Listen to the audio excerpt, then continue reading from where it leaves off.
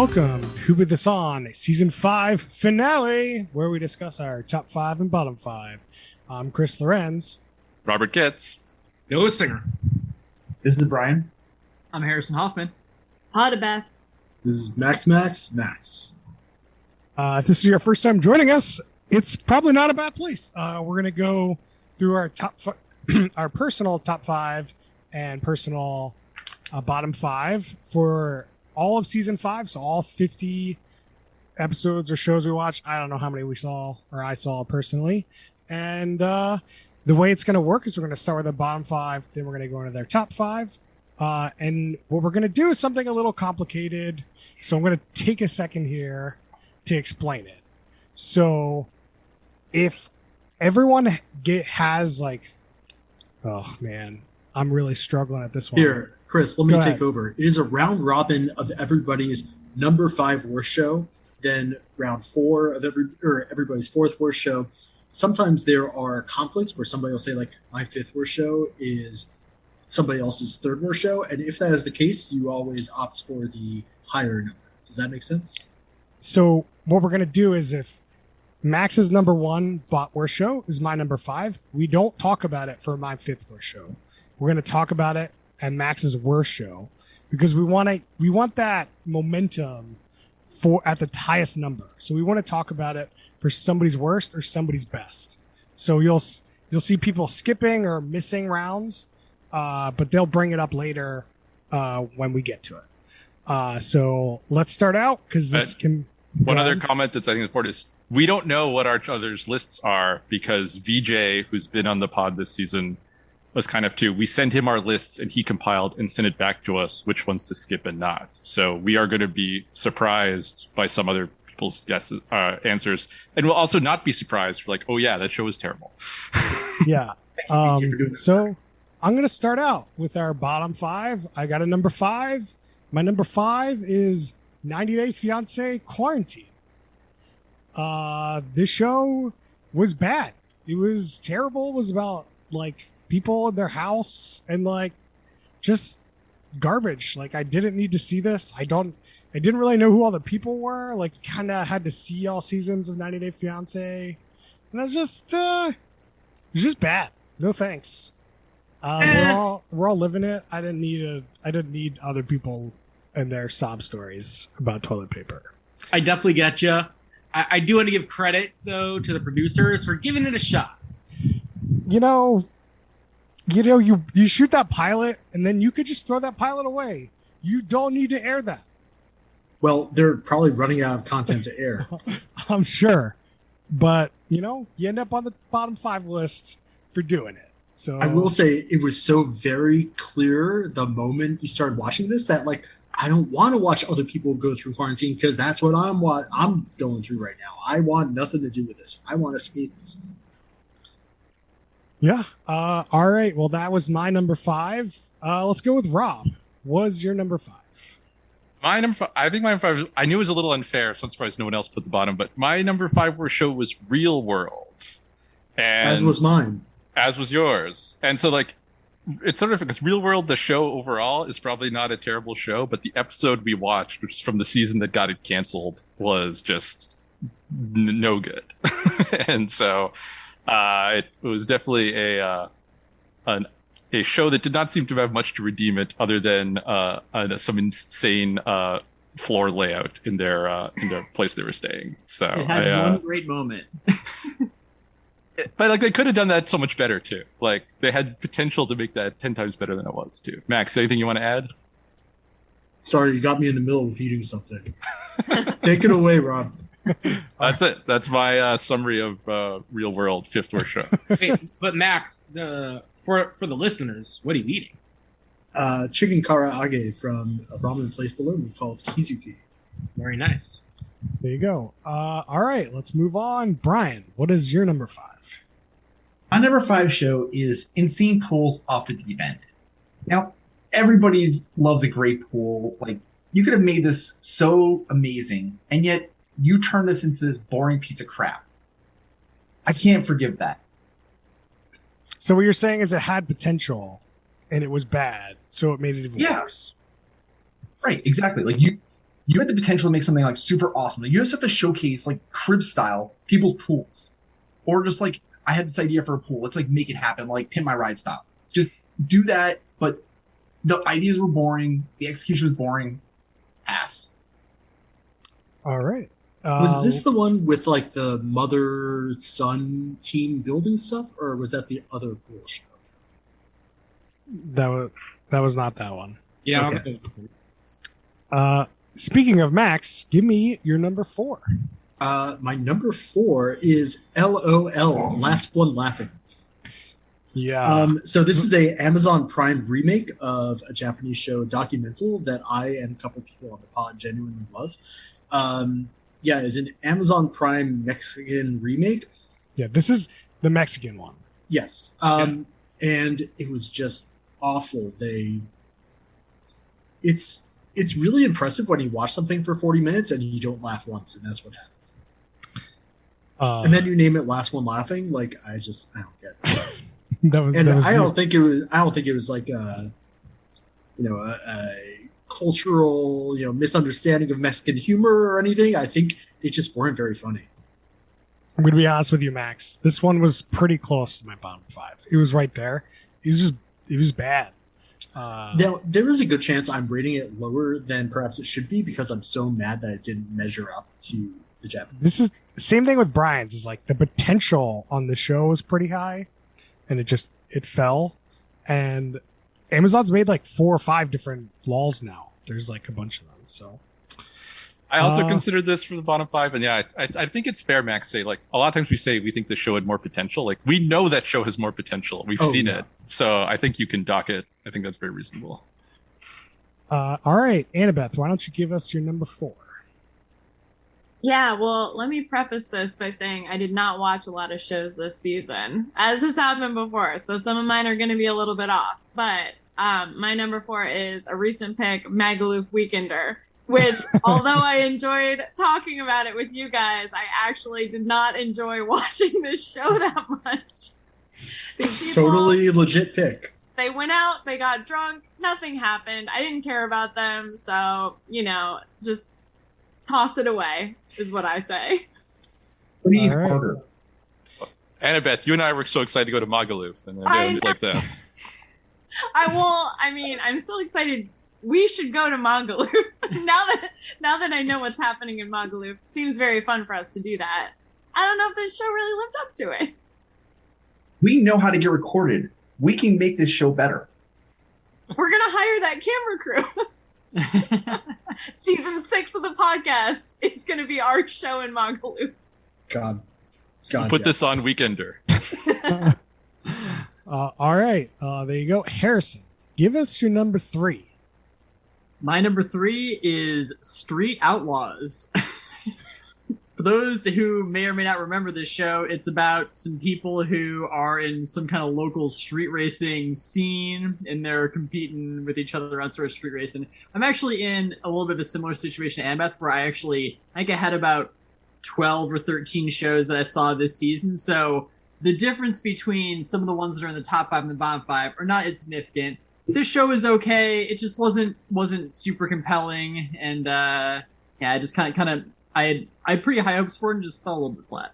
Yeah, so this was my number 4 bottom as well, and I've seen about 40 plus shows this season, so decent clip. This show is just bad because they had these guys in that were pretty good at what they do, but then they're trying to get them in front of a camera, and they just don't know how to be in front of a camera. So they try to create these characters, and it just falls flat in its face. Well, there you go. Annabeth, why don't you give us your number 3? Mine was actually also Street Outlaws. Okay. Limited selection here. All right. Brian, give me your number 3. Ooh, my number 3 is The Masked Dancer. Ooh, ding, ding, ding. That is my number 3. Okay.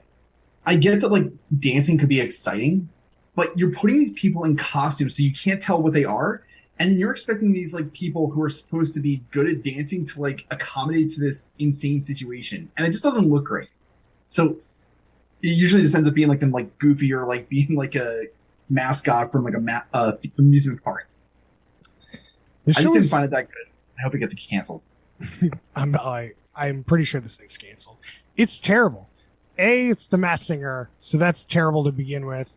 You're guessing minor D-League celebrities. Who the fuck can do it? Like, no one cares. No one cares about that. Then this is COVID. They show a fucking audience that isn't there. That is the most disrespectful thing to be sitting here working from home for a year. Fuck off. You're lucky you're not the number one bottom. You're terrible. This thing should have been never green. I like that. I know Trump isn't on TV as much anymore, but I like that this was the most disrespectful thing seen on TV. Hey, man, you know, No, I'm just on wait. a podcast about reality TV. Sometimes you got different leverages there. There's I gotta say, Go ahead, Rob. this was my number 4 worst. So I agree this was terrible. But I disagree that like, oh, it's just like the Masked Singer, the first terrible. This is so much worse than the Masked Singer. Like, however you feel with the Masked Singer, this show is just god awful. And I talked about this pod. What happened to Craig Robinson? I thought this guy was a pretty good comedy guy, had a good career, and now I saw him on this, and I'm worried about him, and I've been worried about him ever since, and I don't know if I'll ever see him in anything ever again. This might have killed him, his career. he's got nothing to work with in that show, Rob. So I don't blame him for not being funny. The Masked Dancer surprised me because somehow they excised the only fun part of the Masked Singer, which is trying to guess who it is, because there's no fucking way for you to guess. It's just not going to happen. It's like, how could they come up with such a perfect way to make something less good? To be fair, Chris did kind of guess who it was who got unmasked we saw. So there is a way to do it. It requires dumb luck and confusing people. Listen to the pod to figure out what that was. Yeah. All right, Noah, give me your number 2. Worst My number show. 2 is Southern Survival. For those that may have missed it or don't recall it, it's an infomercial for a company that sells like outdoor gear and related crap. And it's a bad infomercial at that they try to go over the top without being entertaining. Don't watch it. Don't give in to it. They don't deserve your money or attention. Noah, so this is what I before the pod, I was like, there's something I have to say about my bottom 5. And there's 2 shows, and I'm like, these should be on my bottom 5, but I literally have no memory what they are. And this was one. I was like, I know this was bad, but I do not remember the show at all until you said this was an infomercial. I'm like, all the memories started floating back, and I'm very disappointed this didn't make my bottom 5 because it should be there. Thank you. You didn't Noah. Google? Like, I definitely Googled titles to. I tried to Google this, and I have the screenshot in my head, and it's just like I didn't really want to bring those memories back, to be honest. I think it's the real thing. Second most disrespectful. Was this a traumatizing moment for you right now, Chris? So you're like going through kind of like some kind of like, you know, you're PTSD. going through sweats. No included as number 2. I think that's a reasonable spot for it. We talked about it. That's all that really matters. I got some really bad ones coming up, so don't worry about it. Okay. You know, all right, Max, why don't you give us your number 2? Number 2 is going to be Princesses Long Island, which is it's Real Housewives, except it's like 20 something Jewish American princesses in Long Island who don't want to leave home. And boy, there's even the drama is not interesting. It is one of the most boring things. I had to go back and listen to the podcast to remember like what the fuck happened in that episode, and not a whole heck of a lot is the answer. Yeah, this was my number 5 worst show. So not like the worst of the worst, but the least worst of the worst, and similar reasons. I do think you have something here, right? This is like a small culture that you can exploit to put on TV, find some interesting things. They just did a bad job at it. Yeah, this was my number 4 worst as well. I mean, yeah, like they're clearly trying to do some kind of like Laguna Beach, whatever, but they didn't really get the people to make it work. This Okay. is also my number 2 worst. Great Very choice. bad. Annabeth, you ruins my theory that only the Jewish guys put this in their bottom 5. Terrible. I didn't think this show was that bad. I'm going to be contrarian here. I thought it was fine. You know, I think Chris, you have a higher tolerance for the Kardashian type shows. Uh, the Kardashians was pretty close to my bottom 5 this season, but didn't quite make it, which we'll see here. We'll see. So, Annabeth, we went over your bottom 2. Harrison, why don't you give us... In my heart, I am a Jewish man, I guess. Harrison, that wasn't your bottom 2, right? You have enough... No, that was my number 4. Okay, give us your second worst show of season 5. My second worst show is Marriage or Mortgage. That was my number 4. There's a bunch of reasons for it, but I mean, I think there are a lot of interesting wedding planning shows out there. There are a lot of interesting home shopping shows out there, and this one kind of is a bad version of both of those. And it kind of sets up this weird sort of... It makes you feel weird when you watch it because it kind of sets up sort of like a weird choice for these people. Like, hey, do you want to spend a bunch of money on some, extravagant wedding, or do you want to throw down a down payment for a house or whatever? And like I said, this is the time. Like, I'd love for them to be able to sit down with somebody and make a plan for how both those things can happen, because it just, I don't know, just feels weird when you watch that show. But so I'll take a step. This is a show. It's the marriage of a house show and a wedding planning show, which no one watches wedding planning shows. So get that shit out of here. It's terrible. But the whole premise of the show is that they could do a house hunter show without actually anyone buying a house. It's just, the premise is just stupid. I hated every second of this thing. Like, it could barely handle house hunting shows. And now it's like, now we're going to have this wedding thing. So you've already paid for the wedding or you've already picked a house. And just I could care less about any of the stuff that happened in the show. One of the few shows I've watched almost every episode of the season on Netflix. I agree. I don't even think it's that great, but it's very easy background TV, and it moves quite fast, and you get the mixture of the wedding and the house. So I gotta say, I unfortunately enjoy it. Oh, contrarian there. Well, there you have it. I missed this one, but it sounded like people had fun during the pod. Yeah, the fun pod doesn't mean a very good show. Yeah. Those aren't necessarily correlated. But now that Noah brought up that other show, the show shouldn't have been in the bottom 5. But I digress. We're on to everyone's worst show. I actually have a number 2. Oh, wait. Yes, you do. Sorry. As I said, I might miss it. So, Brian, you go number 2. Keep them honest. Okay. I wanted to make sure these got in there because I really, really hate these shows. My number 2 was The Biggest Loser. It is a seriously fucked up show. It encourages just weight loss to the pushing yourself to the breaking point and enforcing that low weight is good. I don't like the show in any way, and it never should have aired. And I'm surprised it also got a reboot. Yeah, I agree with you. The morals of the show are questionable. Not the most morally questionable show we've had on this season. No. But I can However, definitely see taking a more personal moral judgment against this show than other shows. However, I did find a show recently that it focuses differently. It's Netflix's show called Strong. It encourages people to get stronger, and they work with a trainer to compete. It's really cool. I like that one a lot more. Well, there you go. All right, now we're on to our worst shows. Rob, haven't heard from you in a while. What is your worst show of season 5? My worst show of season 5 is The Legend of Mick Dodge. This was my number 3, I believe. This was my also worst show.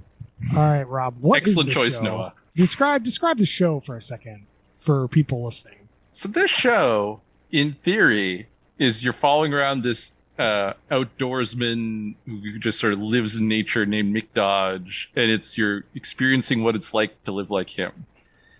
In actuality, this combines just a couple of the things we hate the most about reality shows, where they put this guy in these super fake situations that it's obviously not real when you're watching it. It has nothing to do with what someone who actually wanted to live outdoors would do. And it's also super boring, and they're not interested. And it's like, what are you doing with the show? Like, and we found the thing that redeems the guy McDodge, not the show, where he's like, yeah, this show's terrible. Like, they wanted me to do all this stupid stuff that's not about what I'm about, and I just started not taking the show seriously because it was garbage. And so, respect to you, McDodge. No respect to the show, The Legend of McDodge. It's so bad. Noah, what do you want to add to that? Yeah, you hit it on the head. I just remember that they set up this like treasure hunt in the forest, and they happened Find to his like cross uncle's a tree. compass. Yeah, it's terrible, but I think you got it right in the head. This was another show where I'm like, this deserves to be in the bottom 5, but I have no memory of this show. So it didn't make it. I'm glad it was on the bottom 5. Now that you say that, I remember it being terrible, but I still could not tell you a single detail of that show. So the memories aren't flooding back on this one, Chris. This one's still this blocked. this one was so bad. I think that it's just all gone. All right, let's see. Brian, give us your worst show of season 5. My worst show is I Can See Your Voice. Yeah. Yeah, that was my number 2. That was my number 3. Okay. My number 2. Can I read you guys some things we said on the rating section of that show? Yes, please. Chris said he will definitely see this in the bottom 5 at the end of the season. Promise. I said, bottom of the bottom. I don't want to waste another second of my precious lifetime talking about this dumb show. Whoops. Here we are. Noah said, easily a bottom 3rd show, but I'm tempted to put it in the top just so we don't have to speak about this at the end of the season. And Rob asked, do we think this is in contention for going to the Hall of Fame? I vote as yes on that. I think this rivals Trump a little bit. All right, Brian, explain the show for listeners at home that don't know what the show is. Okay, so you're a contestant on this show. They're going to present you with like 8 people on stage. They're all going to have different personas, like a teacher or a football player. And they're going to come up and sing like a song, and you're going to have to stereotype based off of like their persona, their voice, everything else. It encourages some of the worst aspects of humanity, and I don't know how this got greenlit. There is one thing here. They come up and sing.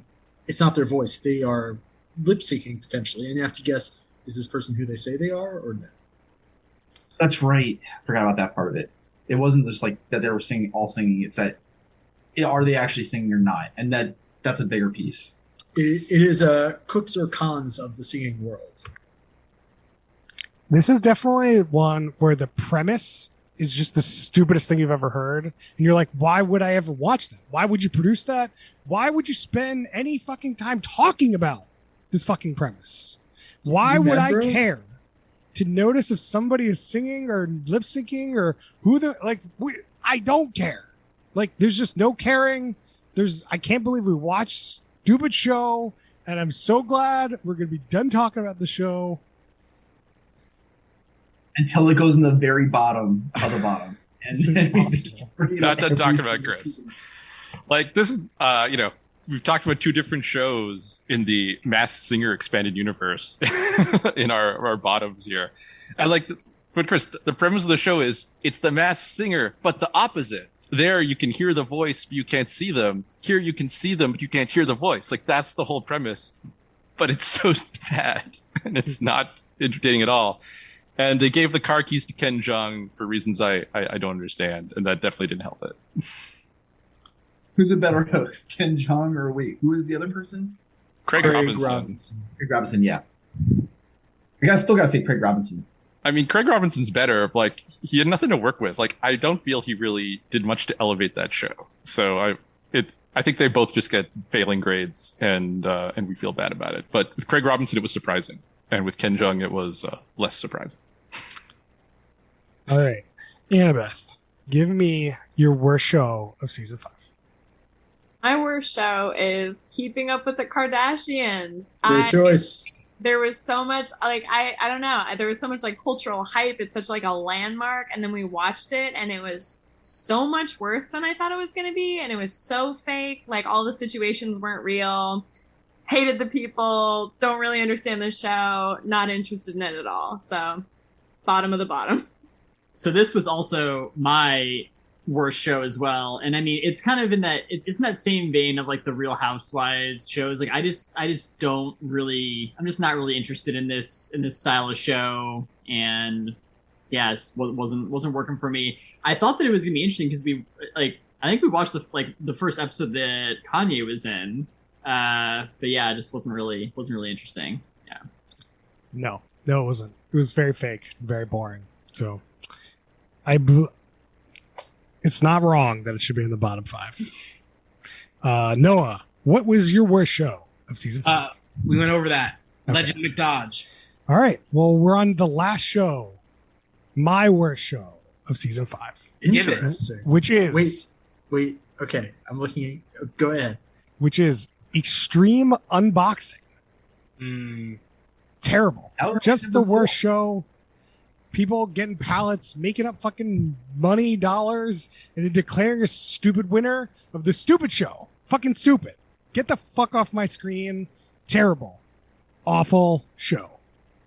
Like, This the one show had- is that people Yeah. buy pallets of stuff, and they're trying to make money on this pallets of stuff, and then they literally make up the money that they think these things are worth, and then they add it up at the end, and they declare a winner, and I'm supposed to give a fuck? Fuck you. Fuck you, producers. Fuck you, TV network. Fuck me for watching it. So this is my third worst show. I gotta say, Chris, this was worse for you than I Can See Your Voice. I thought I Can See Your Voice was your worst. I Yeah. thought you were done. Where was I Can See Your Voice for you? Weekend was number 2. Oh, it was number 2. Okay. But this is my third worst show, and you're just like, they're going through and they're just saying, yeah, I could sell this for $40. I could sell it for $60. And they just have a running score at the bottom of them, the numbers they made up. And they're like, oh, this team won. They made more money. It's like, they didn't make any money. They just said numbers. I'll sell this for $1 million. I win. Like what? This show is just, it's I'm going to be unbelievable. honest. My bottom 3, I think, could be in anywhere, to be honest with you. Like, on different days, I could tell you which one's worse than the other. Yeah, like, I'm surprised it's made the top just because, like, I Can See Your Voice. You have, like, Fox level primetime production, where Extreme Unboxing is, like, barely above public access TV. And so, I mean, I don't know. I just think it was You know? really bad, though. It's bad. But no, doesn't that make the other show better? It's like, at least I got some good production value out of this. The show doesn't even look nice, you know? maybe, like, it depends, like, is it the production value versus the expectations, right? Like, I kind of feel like if it was public access, I might like it a little bit more. All right. Well, that's it. So that's our bottom 5s. So we have to come up with a group collective bottom 5, which I think everyone here can probably tell is probably going to be I Can See Your Voice, right? Like it's made 5 of the 6. I can't count. how many 7. people. 7. Five people Can't count had myself. it worst or second worst. So And we didn't see it. So if I'd seen it, I bet I hate it. lucky you. Lucky you. All right. Well, at the end, we will adjudicate with the rest of the seasons. But for now, let's move on to our top 5. have we used the term adjudicate before on this podcast? Maybe during I the Jury. You, the jury. You, the jury. No, I'm saying in this case, inflected on me, it's I All the right. Jury. Let's get into our 5th best show. So the only one is Max. Max, give me your 5th best show. Okay, so I had a sort of similar but different issue from everybody else. I was on many of the shows this season. I just didn't like too many shows. So this one is actually a middle third, but top of the middle. It's Turdy Works. I thought it was a charming show. It's about a nice Maine lady who makes figurines out of poop and recruits a bunch of charming characters in her town to work for her. And yeah, that's all I really got to say about it. I didn't hate it. Whoa, strong words. Tough season. Since we're on you, Max, give us your 4th best show.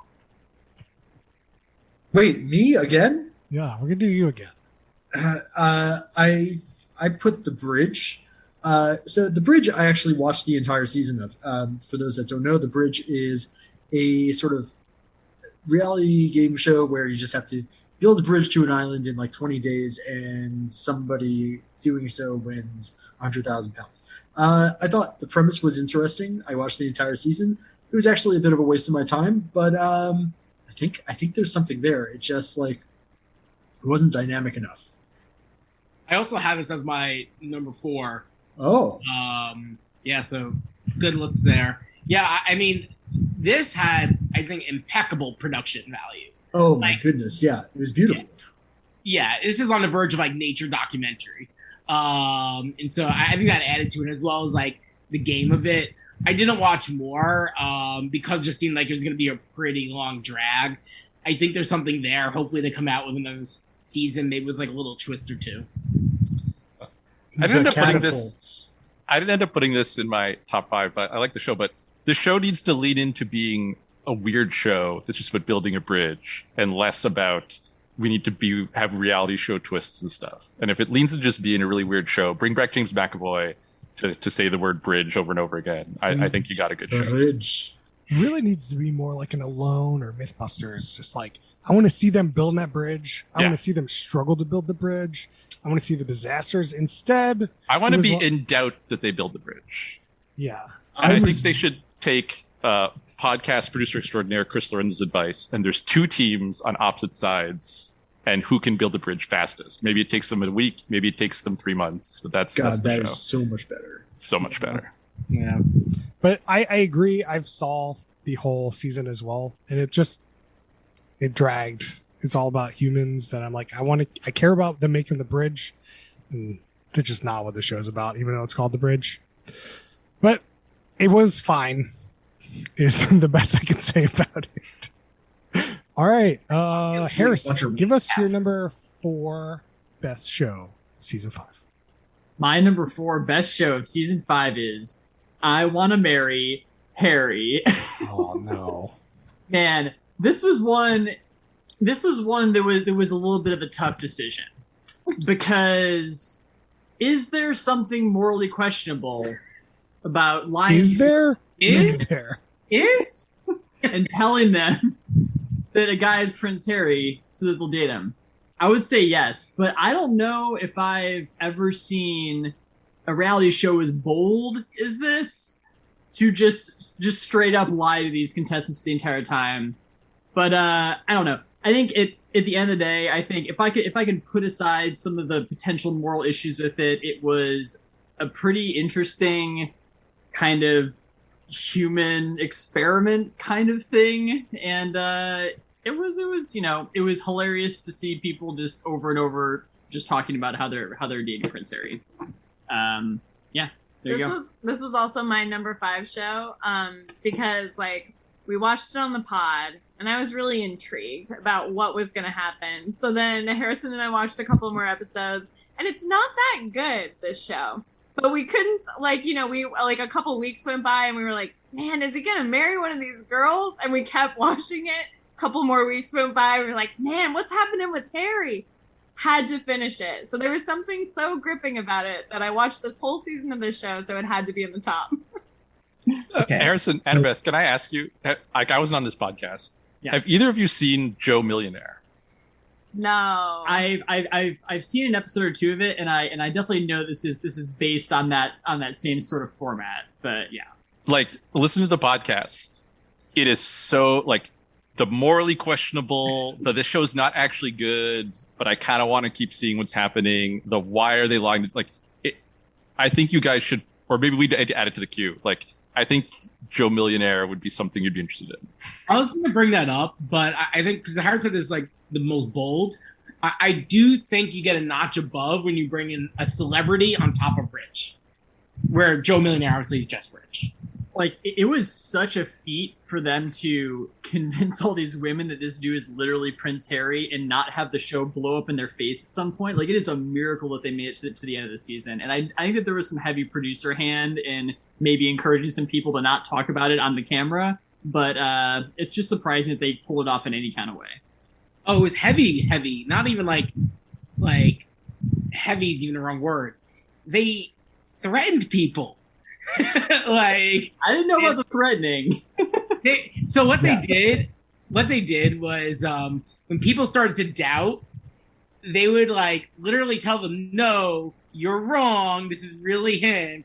And then behind the scenes, when people had like questions, they would tell them like, "No, keep it up." Like the producers were in it. They also, I think we talked about this in it like at the end of one of the pods recently, but like they brought in a fake therapist to talk to the girls and like convince them that it's Harry and that they like shouldn't listen to these doubts. Like it is super morally questionable. No, it's definitely fucked up. I mean, in school you read about like the Stanford prison experiment or something, you know, and that's something that you can study, but it's not something that you can do. And I think this is kind of in that category. I'm going to be honest with you. This was my number 5 worst show for a long time because of how morally questionable this show was.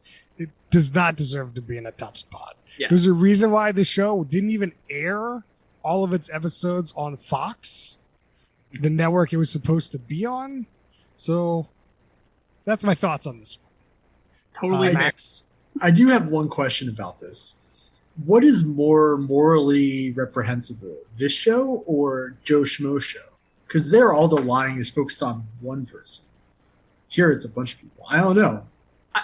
I think that this one ends up being a little bit more questionable because of the romantic aspect of it. Yeah, I would buy Out that. with the dude that they think is Prince Harry. What about Joe Schmo 2, which is a dating show with flying to people? Oh, we're getting close. All right. We got to move on. Let's move on. Let's go to third best show. I'll start it out with my third, which is Floor is Lava. I thought the show was really fun. I love seeing the new environments. I love seeing these people try and fail at trying to get past these just obstacle courses. So it was fun. That's kind of the theme of the show. Anyone else have the show on there? That was my number 3. I enjoy watching it. I don't really know if it's a reality show. I mean, it has testimonials, but I don't really know if it's a reality show. But I like it. We watched it, so It's my That's all number that 4. matters. It's a very good show just to have on, and I also think it sort of satisfied some of the pandemic urge to watch people doing something. And That's right. I am shocked, Chris. Like, I feel like usually you don't like these types of shows. And what I mean by these types of shows that generally are family friendly or appeal a bit more to kids. So I'm surprised this made it to your top 5. Yeah, well, No, I'm gonna one up you. So this was my number 5 best show, and when I put it in, I'm like, man, Chris is definitely gonna make fun of me for putting this in my top 5. And then it's out. He went at number 3. So good job, Chris. Sometimes the shows need a little rumination. This was a middle third show when I watched it, or when we did it on the pod, and I watched more. I don't think I ever finished the whole season because I liked seeing the new rooms, and they stopped doing new rooms, and at that point I didn't care that much.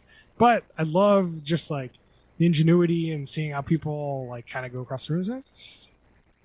I'd watch season 2. That's that's where we're at. Let's see who we have next. Annabeth, what is your number 3? My number 3 show, I think might be unpopular, but it is a show that I watched episodes of before bringing it to the podcast. It is Homestead Rescue, which we watched a couple episodes of it, me, Harrison, and James on our road trip, and it left a big impact on me because these people were basically like helping these homesteaders in the most dire situations, and it was really interesting. They were like setting stuff up, they were crafting stuff, they were teaching you about like, I don't know, like building things and like living on your own. It was really cool, and the situations were totally wild. And then we watched an episode on the podcast that was really bad. So I don't think it really left the best impression with everyone, and I did not like the one we watched on the pod. But I think this show is really interesting. Yeah, I agree. This is my 5th best one, and yeah, I think echoing what Annabeth said, I think it was definitely an interesting show. I'll leave it at that. I did not like it, but it's Chris, we okay. know you didn't like it. That's fine. Brian, give me your number 3. My number 3 is The Great American Barbecue Showdown. Oh, It's on Netflix. It was a really like fun barbecue show, and definitely learned some stuff from it. Unlike the other barbecue show, Barbecue matter. Pitmasters, yeah. presented Although that by one had the Kingwood. Kingsford barbecue. Kingsford Or Barbecue, yeah. It was a ramp. Yeah, standard competition, barbecue style. It was fine. I thought it was enjoyable too. All right, let's move on to number two. Number two shows. Rob, what is your number two?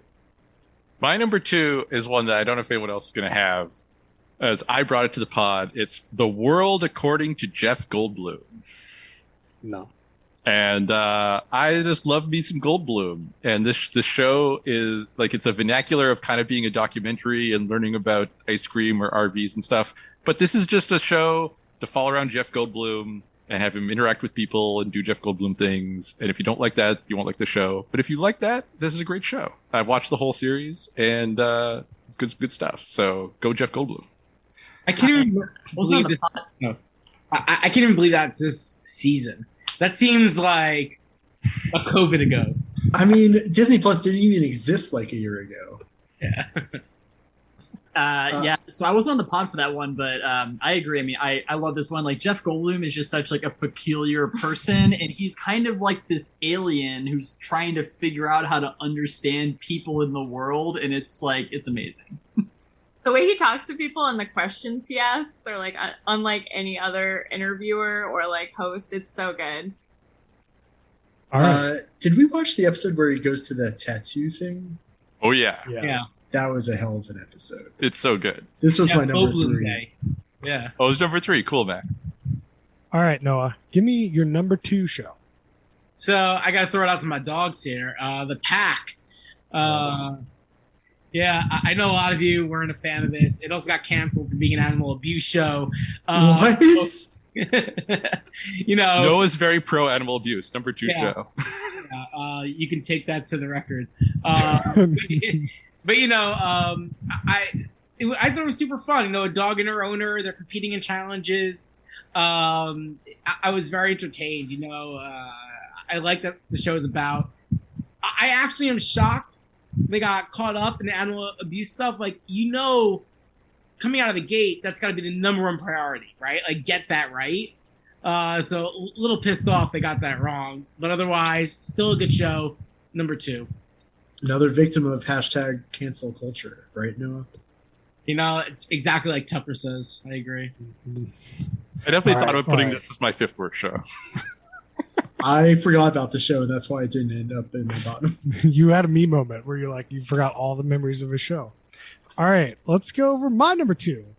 I think it's a show that people on this pod didn't like nearly as much as I did, but it is Grand Designs. It's a UK-based show where they just go over somebody building a unique house. And it's just so interesting to see people like build like nuts houses, like custom made houses, and how much that costs, and like the timelines, and you get to see it as it builds, and like you get the personality of the people that are building and why they're building it.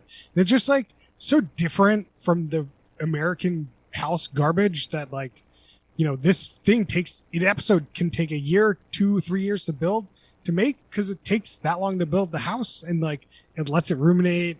And we get to see, I think in the episode we saw, they like built a house and in top of like an old like watchtower kind of thing, and like the house at the end was just so nice and was so cool. And just I think that it's the best house show that I've ever seen. So Yeah, this was my number 3 in the top. Similar reasons. It was they actually went into a lot of detail on how they're doing this renovation, and then also the scope of the renovation was insane. Like putting an elevator inside this very old building, then building like this modern piece next to the old building. Very cool show. Highly recommend. yeah, it's on Netflix. All right, well that's it for our number 2s, I believe. Let's get into everyone's best show of season 5. Brian, why don't you start us off? My number 1 show this season was Jim Henson's Creature Shop Challenge. I've watched Nice. nearly every episode of that season, and it's so much fun watching them build these cool creatures. That is also my number 1 show of season 5. I think that it's a standard challenge show where they have they're making puppets, but the puppets are so cool. They're so artsy. Everything that comes out of them is just amazing. And I can't believe they did it in 2-3 days. I highly recommend, and it's so sad that we never got a season 2. So that is my number 1 show as well. I'll say I had this as my number 3 show, and I agree. This was a really good show, top-notch competition show. Do we know why? Did you go to the Internet Corner, Chris, try to figure out why we never got a season 2? Yeah, apparently it was too expensive for Sci-Fi. So I don't know. I didn't really know why it was that expensive. I guess Jim Henson charged too much money. I guess I don't know. It's their show. And Henson. I don't think Jim Henson was charging any money. I can't imagine they wouldn't have gotten a lot of marketing out of that. So I don't know. Rob, give us your number 1 show. Season 4. My number 1 show is Indian matchmaking. So I had that on my top as well. What was it for you, Brian? Number 1? No. It was number 4. Number 4. Okay. Yeah, this show is a show focused on Seema from Mumbai, of someone who helps people get to arranged marriages, and you follow her around as she meets different people. Some are in the U.S., some are in India, and it's just a fascinating kind of thing. Both that they sort of seeing Seema's process that includes going to astrologists and showing pictures of people to a reader who just looks at them and tries to determine what's a good life for them, and some real interesting characters that are trying to find people to marry and maybe don't have the right expectations going in. So I watched the whole season of this. This was super fun, and I think it's a real good show. And we're still trying to figure out how to get our friend Anshul, who's on the pod with us, onto season 2 of Indian Matchmaking. So stay tuned on that. This deserved to be in my top 5. I forgot. This was my top 2. This was really good. Yeah, this is also my number 2. It was definitely one of the most interesting dating shows we've seen. I think it's just a totally different angle on it. What I will say is the ending was deeply unfulfilling, and that's okay. Basically, nobody finds love, as far as I can remember. One person that gets engaged, but then calls it off later. It does do a weird thing where it just sort of drops people and doesn't mention them again for no reason. And even though you think you should go back to them. But Seema from Mumbai is so good. Oh yeah. This is why it needs a Grand Designs, where it gives a year or 2 actually for these people to find love, and you can watch them. But that's just reality of not how these shows are filmed. So, Harrison, give me your number 1 show. Well, speaking of love, my top show of season 5 is Ainori Love Wagon, African Journey, which is a show where there's a bunch of young Japanese singles who travel to Africa to ride around in a bus across multiple countries and live a poor man's journey, as they say, and try and fall in love. So it's really, really good. I think the people are super interesting. They do a great job of telling the story. They kind of tell it sometimes in kind of a non-linear way, and they do some flashbacks and flash forwards, and some interesting things happen. They give you a really good look in some cases kind of behind the curtain on the production of the show and kind of how they're making some stuff and some of the challenges that they kind of had to deal with in actually making the show. So that stuff's super cool. And then I think on top of that, you're also learning about all of these different places that they're going, because these Japanese folks are just going to all these different, things and just learning about it for the first time, themselves. You're getting to learn about a bunch of interesting stuff. So that's definitely my top show. Emma and I have watched the entire African Journey season. I think we're maybe 1 episode away from the end of the Asian Journey season. Nice. Really good show. This was my number 2. I haven't completed it yet, but I really want to. It definitely gets better sort of beyond the first episode that we watched on the pod. One of my favorite details is that they start just dropping factoids about India in the middle of episodes, or about Africa in the middle of episodes. I know way more about the Nigerian mobile banking system now for some fucking reason. Yeah. Very important. It's really good. There could be no other show for me for number one than Nori Love Wagon. I echo everything Harrison said. It's so amazing. It's so informative. It's like a travel show. It's like a love show. It's just like really, really interesting, and it feels super real. And I love it so much. Noah, give me your number one show, season 5. I just got to throw out to Nori Love Wagon, Shumai. That was my favorite memory from that show. Great guy. Yeah. That's your number one show, Shumai.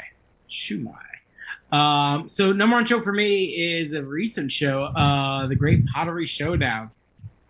Impeccable. They got the format, from The Great British Bake Off. This is the sister show with pottery. They have a sewing show also. The format's great. It keeps moving. People with incredible talent. They got a bucket they throw clay in just to top it off. Top-notch show. That was also my number 4 show. I like that show. It was fun. I'm a sucker for competition shows that are like artsy, and like at the end you're like, oh man, I can't believe they did that in like that amount of time. And this is also one of them. Last season, shout out to the Lego show. Top-notch show. Can't wait for that to come back.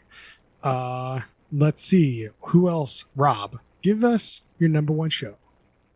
Already did. I think Max is the only one left. Max is left? Okay. Sorry. Terrible Terrible producer right now. Chris, I am kind of shocked this was not your number one show. It was Undercover Billionaire. Go ahead. It did make my top 5. It is number 5. Okay, I'll take it. I only watched maybe like 4 episodes of it, but I really enjoyed it. Long story short, the show is about they drop a billionaire in like somewhere around Lake Erie with a pickup truck and like $1,000. They just say, "Okay, go become a millionaire." So it's really cool, sort of building him, sort of watching him build up his wealth. In the first episode, he finally figures out how to make income, and the second episode, he has an apartment, and the third episode, he sort of has like an actual business idea, and it's just really cool watching that build up, and it feels relatively real. Like he gets sick while he's sleeping in his pickup truck and stuff. I thought it was a really cool show. I did like the show. I enjoyed it, and then the more I watched, the more I felt too much coincidences were going on, and which the whole like thing needs to feel more real. Like the whole facade needs to be there, and I felt it start crumbling. So I stopped watching it. And why it's not number one? Because I do think that if the facade held, that he was actually doing this, and there was no one helping him buy a house, or like all these people are just helping him because. Sure. Like, well, why are you helping him? But there didn't seem to be any reason. So like a lot of that just kind of started bothering me. So I stopped watching it. There is another kind of spinoff for a season 2 on Hulu that could be interesting. I don't know. Yeah, Max. This came in the bottom of my top. So number 5, and similar reasons. But yeah, just had to get it in. And also, it was my number 4 best show. So it was definitely a Great pretty solid choices, show. everyone. Yeah. Oh man, how are we going to come up with the number 1 out of this? This is It sounds like. Wait, was Ainori also Noah's top? No. Oh. Sorry, I'm losing track. I'll do a quick recap because I was keeping track for this. So 2 people had Jim Henson's Creature Shop number 1, and 1 person also had in their top 5. 2 people had Love Wagon number 1, and 1 person also had in their top 5. Indian Matchmaking, only 1 person had their number 1, but 3 other people had in their top 5.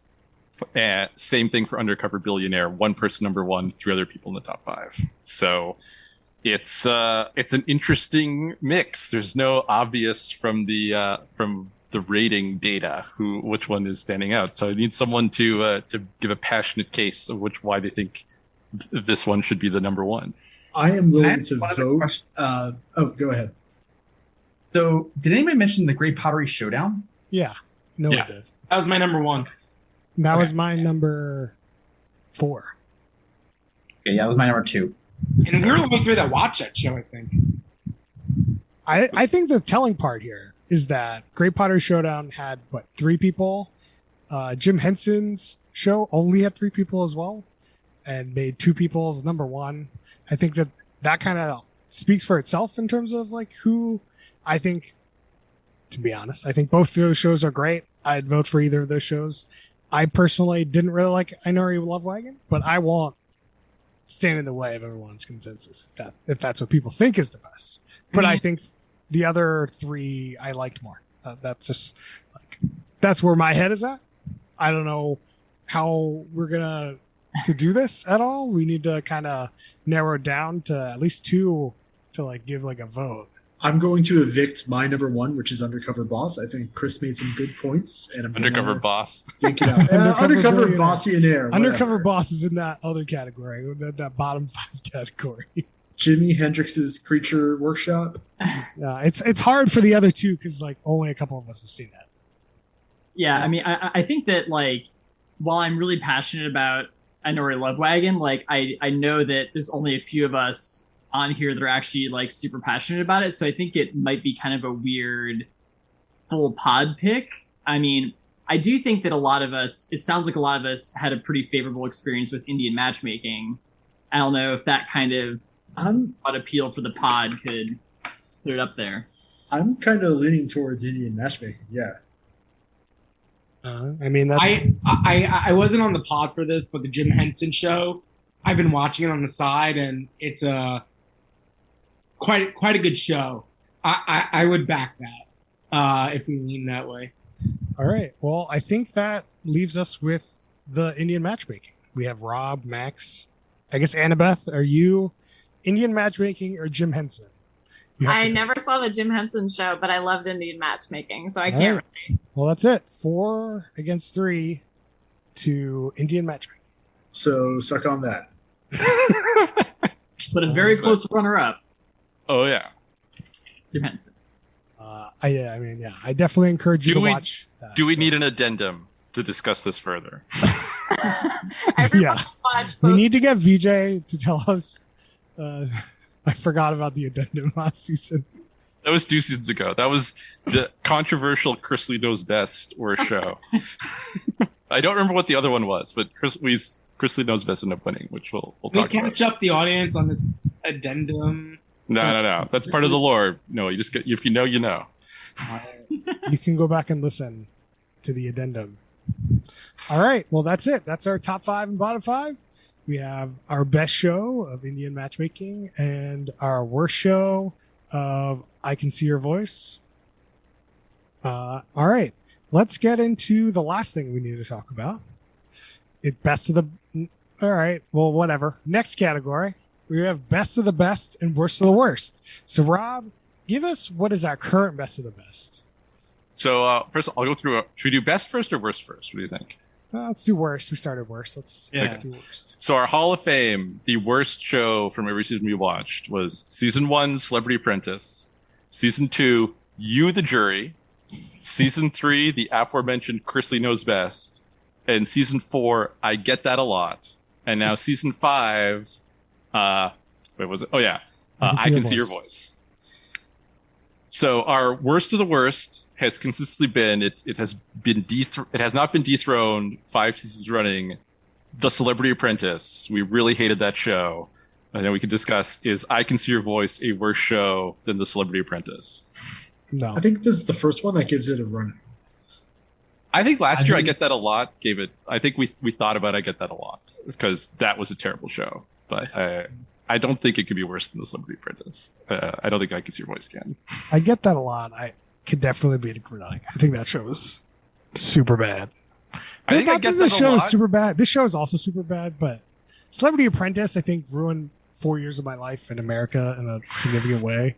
There's like ramifications way past like us just not liking that show. This is the thing, Chris. Despite that, it's still a terrible show. You don't I even know. need that to say this show is garbage. You listen to the pod in 2015. We hate that show. Yeah, before he even ran for this at all, we did this show. So And we made fun of the idea he would be president. So, we know what we're talking about. highly encouraged to go listen to that one. That's a good one. So I think that It has to be worse. It Yeah, has to be.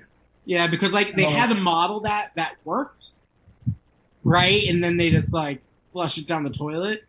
Where I could see Your Voice, they're giving it a shot, right? Terrible shot, but I think Celebrity Apprentice has to take the shot. I'm gonna disagree and say that like they should never have given this a shot. Like this is something that was like so bad on a fundamental level. Like nothing about this should have gotten greenlit. Like that's why it's just bad from the get go. At least like The Apprentice started Celebrity Apprentice and spawned that. There was a good beginning. This one, like I guess like it did have Masked Singer, but it's a small spinoff, different.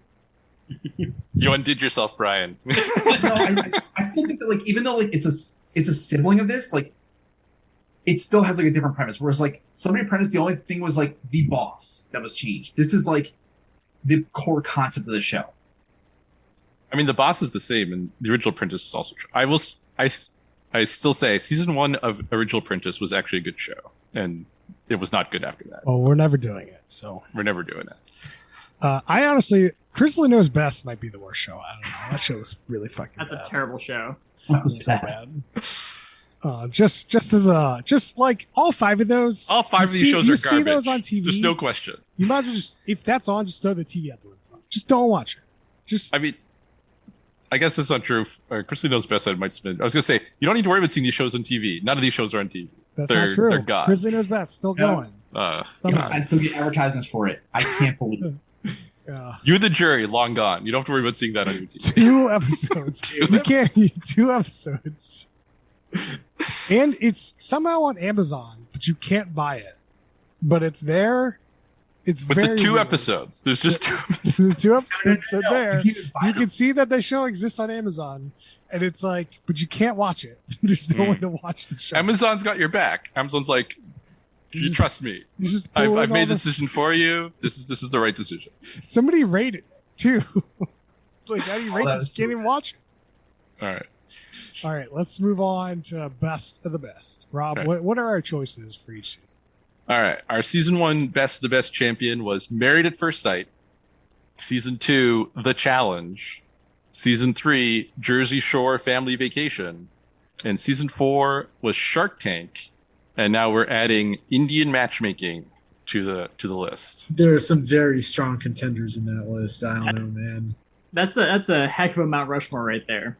What is our current best of the best? I think it's been a thing of some people maintain Married at First Sight used to be the top one, and some people ride for The Challenge. And I think it's always a little bit contentious. But I don't know if any, I'm kind of presuming, like, I don't know if anyone would put Indian Matchmaking above those 2 shows. I think Indian Matchmaking was a good show, but I think the original Married at First Sight season and The Challenge are cut above. I also, while we're talking about this, is I've been continuing to watch Jersey Shore Family Vacation, and I would say it is not a show you should still be watching. Like the first 2 seasons are good. You could stop there. I think that's what I did. Yeah, you're good. You don't need to keep watching. It's not. I it's not stopped. good. Not good anymore. But so I think I got to still go with Married at First Sight. That's my vote. Let's just Married at First Sight or The Challenge. Those are obviously the 2 are vying for top. Brian, what do you got for me? I think I got to go for The Challenge in this. Like, that's the one show that like I've repeatedly gone back to, and like they've been adopting new stuff in there. Like, I think that they are actively growing as a TV show versus Married at First Sight, where it had a drop with 90 Day Fiancé, or no, that wasn't 90 Day Fiancé. Sorry, Married at First Sight still just hasn't really changed. You don't really know that, but that's okay. No, I've seen like some of this stuff. Like, the most recent thing was like 90 Day Fiancé, but like. Max, what do you think? Man, you ever see the movie Sophie's Choice? No, what is that? Okay, so it's about this lady, and she's got like Wait, 2 kids. spoiler warning for Sophie's Choice. Recent movie? All right, It's hard for me to choose. Yeah, Noah, what do you got? and it's an old movie. You're not spoiling it for anyone. But anyway, So for me, Shark Tank takes the cake. Like the best reality show ever made, flat out, no competition. Everything else is on a different game. All right. If you had to choose between Married at First Sight and the challenge, which one would you pick? I don't like the challenge. I have a hard time dealing with it. So I'd have to go with Married at First Sight, but I think Married at First Sight is fine. Right. We really got into it.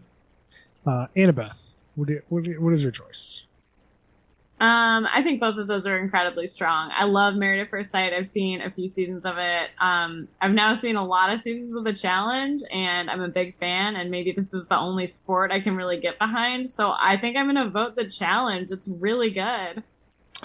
Harrison, I think I know what your vote is. I mean, I'm definitely going to ride for the challenge. And I think I'm the one that introduced the challenge here. So yeah, I'm subscribing to Paramount Plus and watching that All Stars season. So, you know, I'm on that level now. And I guess finally, Rob, you can force Max into a tie situation, and that would be fun. As people know, I'm the only person who never really started watching the challenge regularly and stuff. So I'm going to ride from Married at First Sight. Max, you have all the power. Max, Sophie's choice. Here we go. Son of a bitch. All right, guys, you forced me into it. It's gotta be the challenge. However, they pull this shit again, where they recycle the challenges. Never again. We won't be fools. You can say that every season. They do something stupid. All right. There you have it. The challenge is the best. finally overtaken. Married at First Sight for best. of the I've best. noted it down, so now it'll be in the historical record. So we I don't feel have like to it- debate it again next season. I feel like it didn't win last season, but I didn't listen to that pod again, and I didn't write it down. So who No knows? one will ever know. So we got to set up some kind of nightclub Hall of Fame website, and we'll have all the details there. Great idea. I think that's it. Anyone else All have right. any other topics, Rob? Would you like some stats, Chris? Would you like Sure, the let's- stats deep we- dive? Sure. Noah is playing with the filters. He's like a shark. Yeah, Shark Tank. I'll start with some questions, then I'll just sort of go through some things. But how many unanimous top thirds do we think we had this season? 2. I know one was Undercover Billionaire. All right. People are holding up fingers, even though it's an audio podcast. There's votes for 1, 2, They 3, can and see our 4. voice. It's okay. That's Yeah, true. 4. Noah's correct. It is 4. Nice. Undercover Billionaire, Indian Matchmaking, Jim Henson's Creature Shop Challenge, and The Great Pottery Showdown, which at least one person made their number 1 of all those shows. So pretty good top group. Good heuristic. How many unanimous bottoms did we have? 11. I'm gonna go with 8. 10. 15. 12. Only 6. Oh. Whoa. And I some blame of them, Noah. well, I have an addendum on that, but some of them were not mentioned tonight yet. So first we got The Legend of McDodge, Extreme Unboxing, The Masked Dancer, and I Can See Your Voice, but also Supermarket Sweep and Star Wars Jedi Temple. Yeah. So all consistently bad, but not super bad. But 8 shows where everyone gave it a bottom except one random person put it in the middle. So there was a lot of that. Yeah. And how many unanimous middle do you think we had? The very, very mediocre list. 12. I'm going to go with 4. 7. 14. 9. Uno, a single one. I knew it was low. Assembly Required, the Tim Allen show. Oh, yeah. Yeah. Such a good premise. It's just thrown away. So that was we don't when it's in the middle, people are all over the place, so it's rare to be unanimous. So and some more stats. So the most bottom thirds given out was Chris, which I don't think Do I surprised have the people. most of each category? No, but I would say we give Chris a hard time, say he's a hard grader, but this season Chris is not the number one hater. Max, your distribution was really something. So Yup.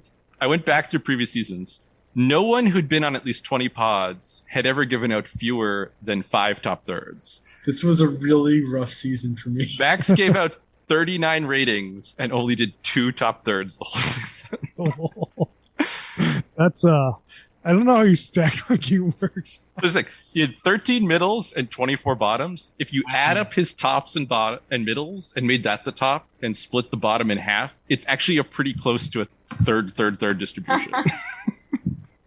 There you go. That's a wild stuff.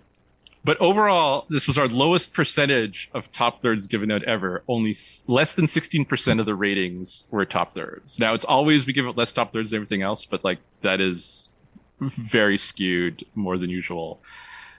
No one had more top thirds than bottom thirds, but Harrison had an equal number of top thirds and bottom thirds. So he is the most there. Chris, you asked if you had the most all of them. You had the most top thirds also. You had 10. But Brian had the most middle thirds. He had 20 middle thirds. So Brian big on that at middle range. And I tried to figure out who had the most equitable distribution, who's close to having a real stack rank. And I'm giving the award to myself because I had 25% of my shows in the top third, which is closest to actually having a third on each one. And a funny side tangent about my top thirds. My first 4 shows I was on I put all the top. And the last 3 I was on, 2 in the top. And the 20 in the middle, I only put 1 in the top. So it is a strong start, a strong finish, and a very fallow middle period there. So that's the stats deep dive from look at the ratings.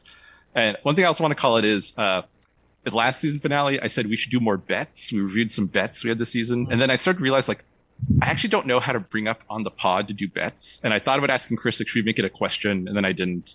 So there's only one bet during the season, but we already talked about it. And it was a very strange Chris Noah bet about Quibi, which Max then adjudicated and everyone agreed Chris won and Noah lost, even though if you listen to it, like at one point, Chris says, if they launch a free tier, I win. And if they launch a free tier, you win. And Noah said, that's right. And so I listened to it, don't know what it was, but it's been adjudicated, and Chris was declared the winner and Noah the loser, so we'll just go with that. But yeah, no other bets to talk about. I do know the details if you're curious. You give the details, Max. The details are something like Noah said Quibi will not give a free tier in the next 6 months. And Chris said, I'll take that bet. I think they will. And the way it played out is in Australia, they offered a free tier as a experiment. So I said Chris won. Also, that content's available free on the Roku channel now. So, but it had an expiration date of 6 months. Oh, wait, has it launched on the Roku channel? I think it's in there now. I don't think it's I don't launched think yet. it is. I think they announced it will be, and they announced a name change, but I don't think it's there. JK. I Not mean, in there. we're counting down the moments till Golden Arm comes back. So. We can add it as a question, Rob. We can be like any bets anyone wants to make. We can talk about it. I tried to think about it. I wasn't good at being able to actually come up with bets on purpose while we're talking about reality shows. So I just think that no one was really thinking about it would be easier if we were watching multiple episodes of the same show. That we should definitely make bets about what happens next. But then we watch a new show, so it's hard. But we can think about it for next season. But yeah, I didn't do a good job of making it a thing this season. How about a bet right now about when those Quibi shows will actually be Roku originals? Because like so far they've just been talking about it, and I don't even know if it's going to launch this year, even though they keep talking about it. I would take a bet that it does launch this year if you want to bet against that. I want to bet that like they'll launch after September. Yeah, this year. Wait, so no, are you taking the other It's side of not the a bet bet, if you or are you both just agree. agreeing with Brian? I am. So Brian's going post September. Wow. Ooh. I would Brian, actually Post move it to September, October. does that mean September 30th you win, or Octo- September 30th you lose? Brian has October 1st till forever. I- No, Actually, you I'll get Oh, move it to yeah. October. I'll move it to October. I'll say if it launches before October or after what did I say? October. After After September October, yeah. is October 1st. Yeah, Yeah. so if it goes October 1st or later, Brian, you win. September 30th or earlier, I win. Nice. Giddy up, I'm in. And wait, what are we waging? I'm assuming it's like a beer on pod. What are we doing? yeah, it could be. We've done like shotgun bets. We could do like custom drink. I don't know. You have to have a redneck margarita on the pod. Sounds Ooh, good. okay. Chris and I have that from season 4 still, that we said next time we're together for a pod, we'll cash in. And who knows when that's going to happen. But Chris also owes me like 5 shotguns for various different bets. that we Whatever. got. So- The bet, the act of the bet is more fun than the fulfillment of the bets. Says the person that loses the bets. I mean, So- next time we're together, we're going to have a conversation about, do you have to fulfill all the shotguns at the same time, or are we going to spread them out? How many beers can I shotgun at once? We'll find out. I think there's an answer to that question that's easily. We'll get a funnel, and then other people will pour them in, and then you're just on the funnel. Yeah. I got, there's a couple shows we didn't talk about tonight that I'll shout out to the end here. Let's go bad. Like, there's like a Southern Charm show that we watched that was just really bad. Like, it was Southern Charm New Orleans. Yeah, the only saving grace of that show is that it was moving, but like at the end of the day, it's just like just bad. Like about people, fake friends. Like who cares? Like get off my screen. Bad. And the supermarket sweep, not good. Did not like that. It's also a game show, not our favorite, not our forte.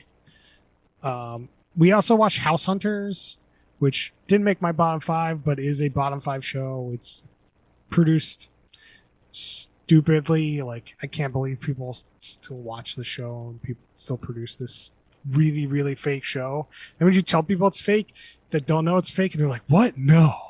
I'm like, yeah. How do they produce that show? Tell it to me. You think that producers show you the houses and that's the houses you're going to pick? Okay. I have a house to sell you then. Those are kind of the worst shows.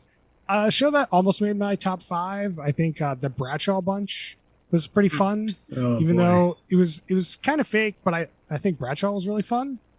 That actually made my top 5 of worst shows. I thought about it for my number 5 spot on the worst side. Worst side. I liked it. So, I'm with Chris. Yeah. Some other shout outs put out there. The Great Christmas Light Fight. Generally, we didn't like it, but I think there is some promise there. So I wanted to call it out. Hoarders. It's a classic reality show. I'm glad we got it done this season. Quite serious compared to content we watch. And Bling Empire. Netflix show.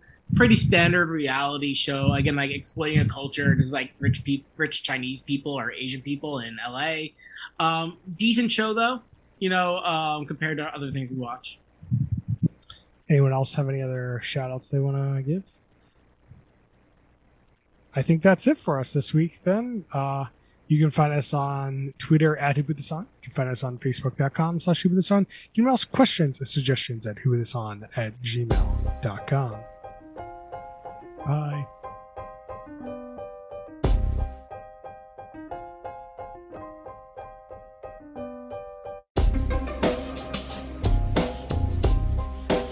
I've been watching Seeking Sister Wife season 3, Okay.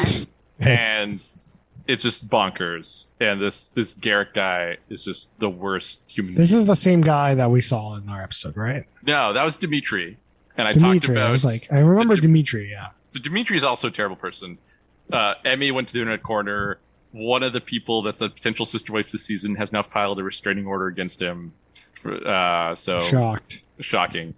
But no, Garrick is the guy I talked about who's like somehow even worse than Dimitri. So the quick recap: he and his wife say they're very religious, and he came up with this idea that, well, the Bible, there's examples of plural marriage. That means God thinks plural marriage is good, so we should be in a plural marriage. And you can tell his wife, like, she says that she's come around and she thinks it's a good idea. Everything about her body language, everything about the way she talks about it, she is not in on this idea. She thinks it's a terrible idea. She's going along with it. And they went on some website and they're dating this person from Brazil who doesn't speak English, who just speaks Portuguese. And they have their app on their phone, and one of them talks, so they read the translation, and then they say something back and do the translation. It's ridiculous. It's like a They went... fiance mixed in there. Sorry, what? It's like 90 Day Fiance mixed in. Oh, we're getting to that. Don't worry, that's coming. So they went on this trip to Mexico where they could all meet for the first time actually in person. He proposed to the person to be their sister wife on the second night there. And now that he's proposed they're engaged, that meant they could bang now. And so they banged in Mexico. And then they came back and they live in the US. She's living in Brazil. And they're like, how are we going to get her to the US to be our sister wife? And they're like, well, she can't come unless you're legally married. So he and his real wife are getting divorced. Oh. So they can 90-day fiance this person from Brazil over to do it. Wow. They also have a restraining order against this guy too. No? I mean, not yet. They should.